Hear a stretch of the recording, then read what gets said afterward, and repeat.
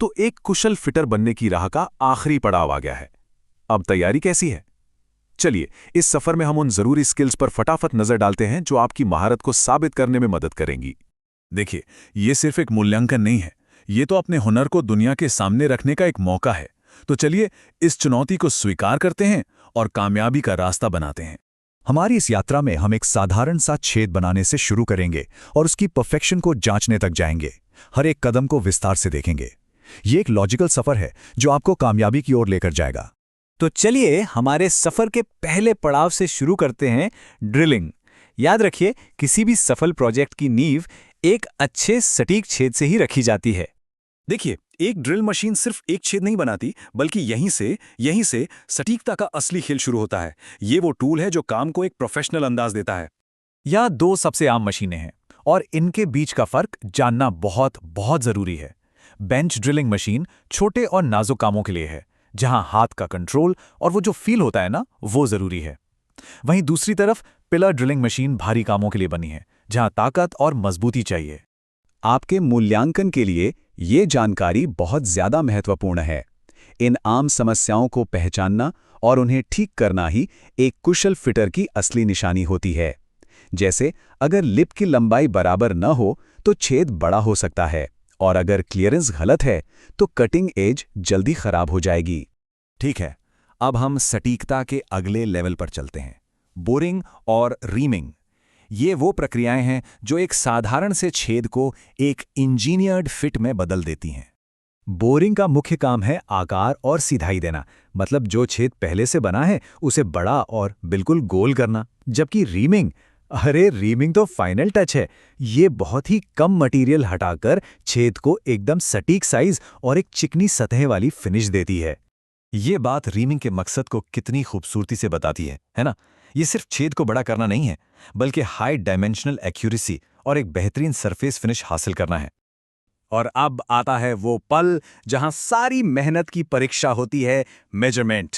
यहीं पर सारी मेहनत का फल मिलता है और हुनर परखा जाता है। बिल्कुल सही बात।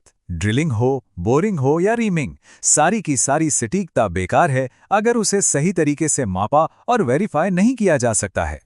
तो मिलिए वर्नियर कैलिपर से, जो कि एक फिटर का सबसे अच्छा दोस्त है। ये कमाल का टूल आपको बाहरी, भीतरी और गहराई, इन सभी आयामों को बड़ी सटीकता से मापने में मदद करता है। जरा इस नंबर को देखिए, 0.02 मिलीमीटर। ये है सटीकता का वो लेवल जिसकी आपसे उम्मीद की जाती है।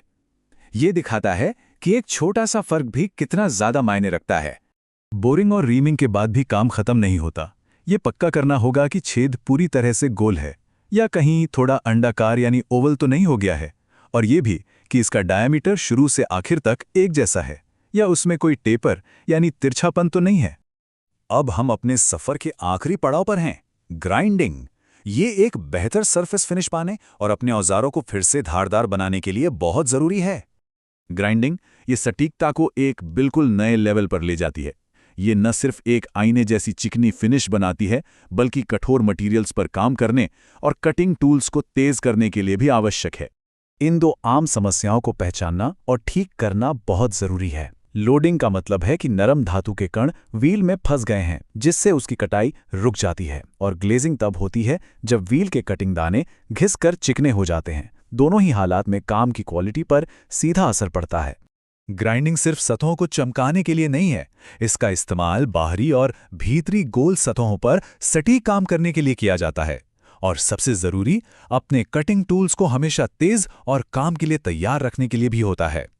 ठीक है, तो चलिए अब तक हमने जो कुछ भी सीखा है उसे फटाफट एक बार दोहरा लेते हैं। ये वो खास बातें हैं जो आने वाले मूल्यांकन में कामयाबी दिलाएंगी। ये है पूरी प्रक्रिया का अंतिम सारांश। पहले ड्रिल करें, फिर उसे सटीक बनाएं, उसके बाद उसे वेरीफाई करें और आखिर में फिनिश करें। ये क्रम हर बार बेहतरीन नतीजों की गारंटी देता है। आखिर में ये सब कुछ कौशल, ज्ञान और हर छोटी बड़ी डिटेल पर ध्यान देने के बारे में है।